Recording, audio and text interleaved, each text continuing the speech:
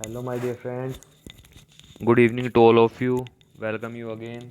हम आपका दोबारा से अपनी वीडियो में स्वागत करते हैं। आज फिर फिजिकल एजुकेशन के रिगार्डिंग हम इम्पोर्टेंट एमसीक्यूज़ लेकर आपके सामने आए हैं। ये एमसीक्यूज़ हमारी बॉडी के मूवमेंट और एक्सिस और प्लेन के हिसाब से बनाए गए हैं, और आपके कॉम्पिटिटिव एग्ज़ाम में अगर कोई भी क्वेश्चन आपका एक्सिस और प्लेन के हिसाब से बना हुआ है तो इस वीडियो को देखने के बाद आप उसको ईजीली कर सकते हो। तो without getting late, let's move to MCQ number 1। MCQ number 1 है एक्सिस इज। एक्सिस क्या होता है? ऑप्शन ए, थ्रू और in which movement take place, B, around which movement take place, C, under which movement take place, या फिर D, all of these. तो हमें पता है कि एक्सिस वो होता है जिसके चारों तरफ मूवमेंट होती है। लाइक एग्जांपल ले सकते हैं हम, ये हमारा बीच में सन है, ये इसके चारों तरफ अर्थ है, ये अर्थ है ना, अर्थ, और ये है हमारा सन। तो सन के चारों तरफ अर्थ रोटेट हो रही है। इट मीन्स जो हमारा सन है वो एक एक्सिस है, ठीक है। और प्लेन क्या होता है? जिसके अंदर मूवमेंट होती है। अगर प्लेन हमसे पूछता व्हाट इज प्लेन, तो ऑप्शन ए राइट हो जाता।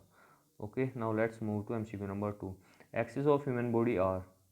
इसमें पूछ रहा है कि एक्सिस कौन से होते हैं ह्यूमन बॉडी के। तो सेजिटल एक्सिस भी होता है, फ्रंटल एक्सिस भी होता है, वर्टिकल एक्सिस भी होता है। तो ऑल ऑफ दिस इसका आंसर हो जाएगा। सैजिटल एक्सिस के परपेंडिकुलर कौन सा प्लेन वर्क करता है? हमें पता होना चाहिए फ्रंटल, या फिर हम उसको बोल सकते हैं कॉर्नल प्लेन। जो फ्रंटल एक्सिस होता है उसके उसके परपेंडिकुलर कौन सा प्लेन वर्क करता है? हमें पता होना चाहिए सैजिटल प्लेन। उसको एंटीरियो पोजिटीरियर प्लेन भी बोलते हैं, एंटीरियो पोजिटीरियर प्लेन भी बोलते हैं, और मीडियन प्लेन भी इसको बोलते हैं, ठीक है। और भी बहुत सारे नाम हो सकते हैं इनके। Plane in human body are. इसमें हमसे पूछा गया कि भाई प्लेन कौन कौन से होते हैं हमारी बॉडी के अंदर। सैजिटल प्लेन यस होता है, कॉर्नल प्लेन होता है, ट्रांसवर्स प्लेन होता है। तो हमारा ऑप्शन राइट हो जाएगा, ऑप्शन नंबर डी, ठीक है। अब एमसीक्यू नंबर 4 की तरफ चलते हैं। यहाँ पे पूछा गया है कि place where all three planes intersect each other is. इसमें कह रहा है कि भाई एक ऐसा प्लेस बताओ जहाँ पे कि ये तीनों के तीनों प्लेन्स एक दूसरे को इंटरसेक्ट करते हैं, ये पॉइंट। तो इस पॉइंट को हम बोलते हैं कार्डिनल पॉइंट, है ना। जहाँ पे ये तीनों प्लेन्स एक दूसरे को कट कर देते हैं तो उसको हम कार्डिनल पॉइंट बोलते हैं। तो हमारा ऑप्शन बी राइट हो जाएगा, ए, सी और डी हमारे गलत हो जाएंगे। Okay, now let's move to MCQ number 5। Sagittal plane is also known as. Sagittal plane को और किस नाम से जाना जाता है? एंड क्या उसको एंटीरियर पोजिटीरियर प्लेन के नाम से जाना जाता है? जी बिल्कुल जाना जाता है। लेटरल प्लेन के नाम से जाना जाता है? नहीं जाना जाता है। मीडियन प्लेन के नाम से जाना जाता है? बिल्कुल जाना जाता है। सैजिटल प्लेन को हमारे मीडियन और एंटीरियर पोजिटीरियर दोनों नाम से जाना जाता है। तो हमारा ऑप्शन डी राइट हो जाएगा, ठीक है। और लेटरल प्लेन किसको बोलते हैं? लेटरल प्लेन का हमारा एग्जाम्पल हो जाएगा फ्रंटल प्लेन, ठीक है। तो हमारा इसका राइट आंसर हो जाएगा option number D. Let's move to MCQ number 6। Plane in which anterior and posterior body movement take place. भाई ये कह रहा है कि हमारे शरीर के सामने और पीछे कौन सा प्लेन होता है जिसमें हमारे शरीर के सामने वाली मूवमेंट और पीछे वाली मूवमेंट पॉसिबल है। तो वो हमारा सैजिटल प्लेन होता है, उसको हम सैजिटल प्लेन बोलते हैं। और इसके साथ में अगर एक्सिस पूछता है तो वो आपका फ्रंटल फ्रंटल या आप उसको बोल सकते हैं और कॉर्नल। सैजिटल और फ्रंटल कॉर्नल एक्सिस किस एक्सिस पे होगा, ठीक है।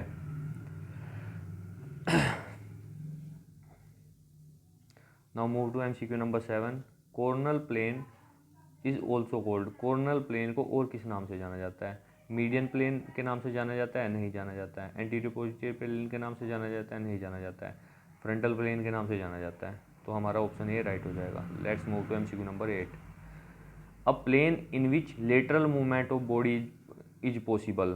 भाई ये कह रहा है कि एक ऐसा प्लेन बताओ जिसमें लेटरल मूवमेंट हमारी बॉडी की साइडवेज मूवमेंट पॉसिबल होती है। तो हमें पता है कि साइडवेज मूवमेंट किस में पॉसिबल होती है? हमारी फ्रंटल प्लेन में होती है और सैजिटल एक्सिस में होती है। तो देख सकते हैं इसमें फ्रंटल प्लेन को हम कॉर्नल प्लेन भी बोलते हैं ना। तो कॉर्नल प्लेन का हमारा सी आंसर है, क्योंकि फ्रंटल प्लेन और कॉर्नल प्लेन एक ही होता है।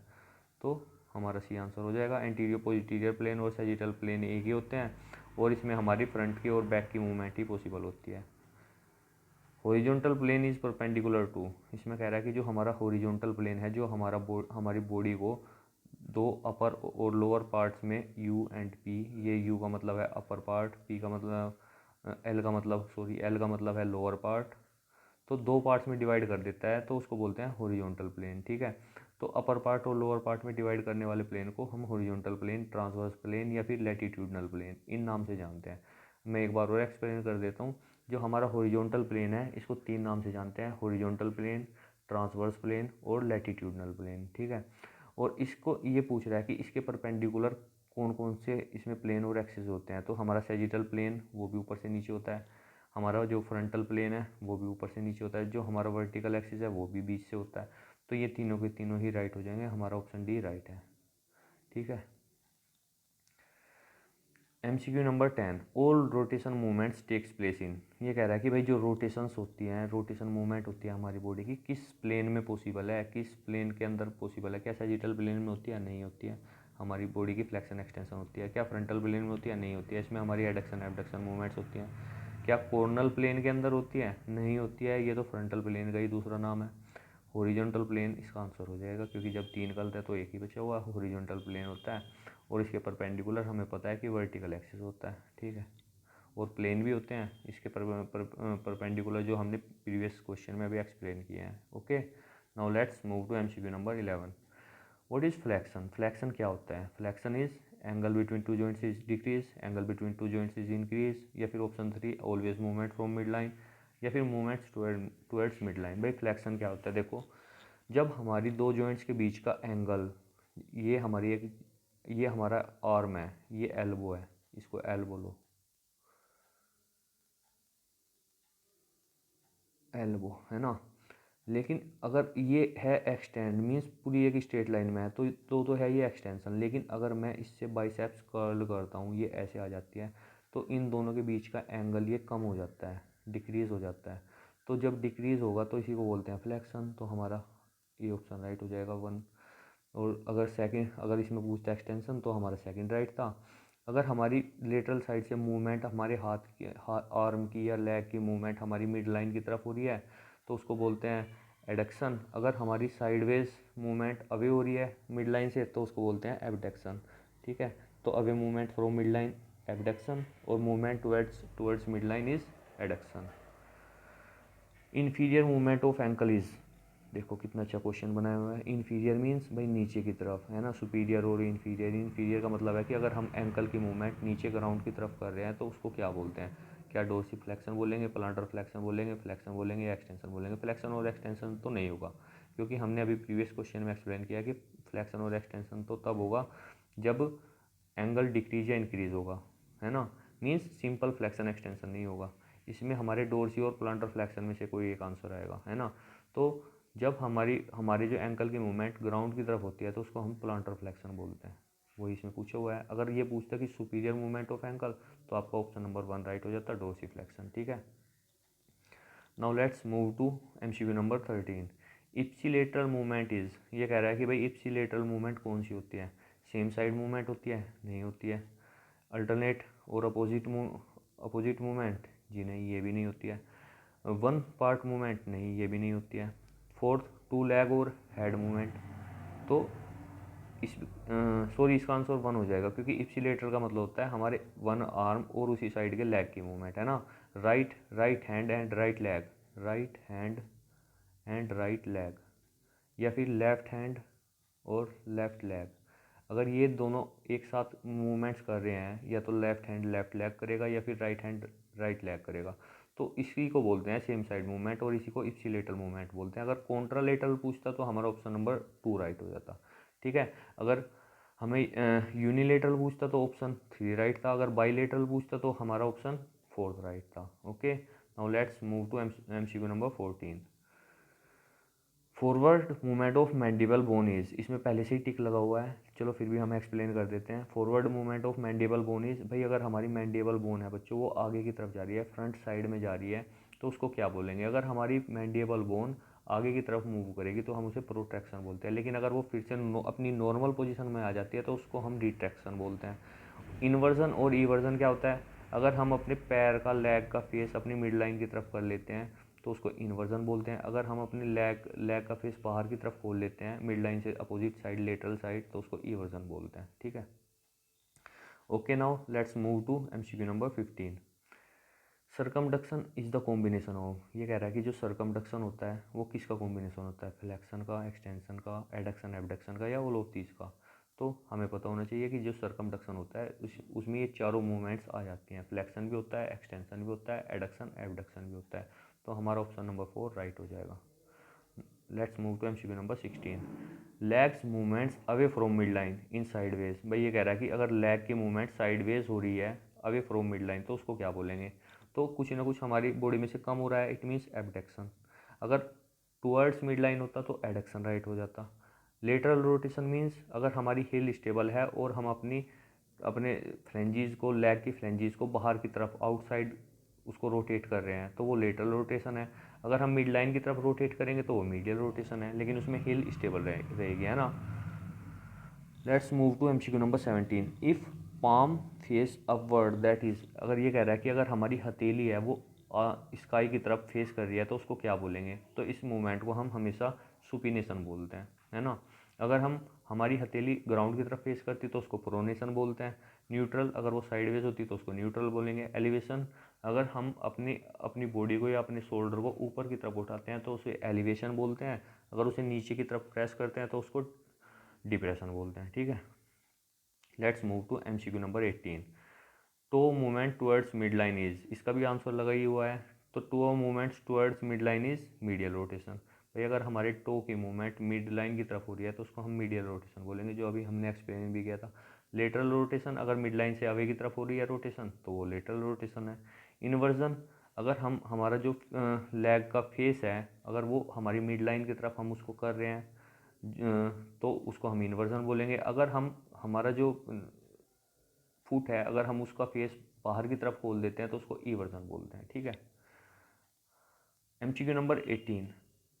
Opposition movement take place in, ये कह रहा है कि अपोजिशन मूवमेंट कहाँ पे पॉसिबल होती है। Option 1 first carpal and metacarpal, second wrist, third neck, या फिर फोर्थ सिंडस्मोसिस। तो इसमें हमारा राइट आंसर हो जाएगा ऑप्शन नंबर 1, क्योंकि हमें पता है कि ये थंब में पॉसिबल है और हमारा थंब फर्स्ट कार्पल और मेटाकार्पल से मिलकर ही बनता है। रिस्ट में नहीं होगी, रिस्ट में हमारे कॉन्डिलोइड जॉइंट मिलते हैं, नेक में हमारे पिवेट जॉइंट होता है। सिंडस्मोसिस जॉइंट हमारी बॉडी में मेनली 2 जगह मिलता है, one is between radius and ulna and other one is between tibia and fibula, है ना। और जो इसके अंदर फाइबर भरा रहता है उसको बोलते हैं interosseous fibre. Now let's move to MCQ number 20। Arm movement straight away of head is, भाई ये कह रहा है कि जो आर्म की मूवमेंट है अगर हम उसको अपने आर्म को, ये हमारा हेड है ना। भाई ऐसी ड्राइंग है मेरी, ठीक है। तो इसको मैं अपने आर्म को अगर मैं स्ट्रेट ऐसे खड़ा कर लेता हूँ तो ये क्या होगा, ये फ्लेक्शन है, एक्सटेंशन है, इन्वर्जन है या इवर्जन है। तो इसको हम फ्लेक्शन बोलते हैं। लेकिन अगर मैं अपने आर्म को ये नीचे की तरफ लेके आ जाता हूँ ये, तो ये हमारा एक्सटेंशन है एक्सटेंशन, ये फ्लेक्शन, ठीक है। लेकिन अगर मैं अपने इस आर्म को जिसको मैं नीचे लेके आया हूँ इसे थोड़ा और बैकवर्ड लेके जाता हूँ तो ये हाइपर एक्सटेंशन हो जाता है। एक्सटेंशन का आपको पता है अगर 180 डिग्री एंगल बना है एक्सटेंशन होता है। इन्वर्जन का आपको पता है इन्वर्जन इवर्जन, अगर मिड लाइन की तरफ हमारा जो पैर है अगर वो मिड लाइन की तरफ फेस कर रहा है तो वो इन्वर्जन है, अगर वो बाहर की तरफ फेस कर रहा है तो वो इवर्जन है, ठीक है। Now let's move to MCQ number 21। ये भी बहुत अच्छा क्वेश्चन है हमारा। What is the axis of longitudinal plane. भाई हमें पता है लॉन्गिट्यूडनल प्लेन कैसे कट करता है किसी बॉडी को, एंटीरियर टू पोजिटीरियर ऐसे होगा ना। तो इसका एक्सिस कैसे बनेगा, ये वाई और वाई डैश पे होगा, वाई वाई एक्सिस पे होगा। तो इसका जो परपेंडिकुलर एक्सिस होगा वो क्या होगा, एक्स और एक्स एक्सिस होगा या नहीं होगा। तो एक्स और एक्स एक्सिस देखो इसमें, तो ऑप्शन नंबर 2 राइट हो जाएगा, ठीक है। Now let's move to MCQ number 22। इसमें कह रहा है कि what is the axis of, ये यहाँ पे लॉन्गिट्यूडनल नहीं है, ये लैटिट्यूडनल है, ठीक है। इसे राइट कर लेना लैटिट्यूडनल, इसे आप राइट कर लेना। तो ये कह रहा है कि भाई what is the axis of latitudinal plane. तो लैटिट्यूडनल प्लेन क्या होता है, हमें पता है कि 1 मिनट, ये हमारा हॉरिजॉन्टल और ट्रांसवर्स प्लेन है। मैंने बताया कि भाई इसी को लैटिट्यूडनल प्लेन भी बोलते हैं ना, इसी को हम लैटिट्यूडनल प्लेन भी बोलते हैं। तो इसके परपेंडिकुलर कौन सा एक्सिस बनेगा, ये वाला एक्सिस बनेगा। और अभी हमने डिस्कस किया था ये एक्स और एक्स डैश होता है, ये वाई और वाई डैश होता है। तो हमारा वाई एक्सिस इज राइट। तो आपको ये एमसीक्यूज़ कैसे लगे, आप प्लीज़ कमेंट बॉक्स में जाके एक बार अपनी राय ज़रूर देना। और मिलते हैं फिर नेक्स्ट वीडियो में, नेक्स्ट टॉपिक में एक अच्छा टॉपिक लेके फिर आएंगे आपके सामने। और जैसे ही हमें पता है कि हम कॉम्पिटिटिव एग्ज़ाम्स की तैयारी करा रहे हैं और ख़ुद भी कर रहे हैं, सो आप भी करो और हम भी कर रहे हैं। Okay, so then thank you for today. Okay, bye bye.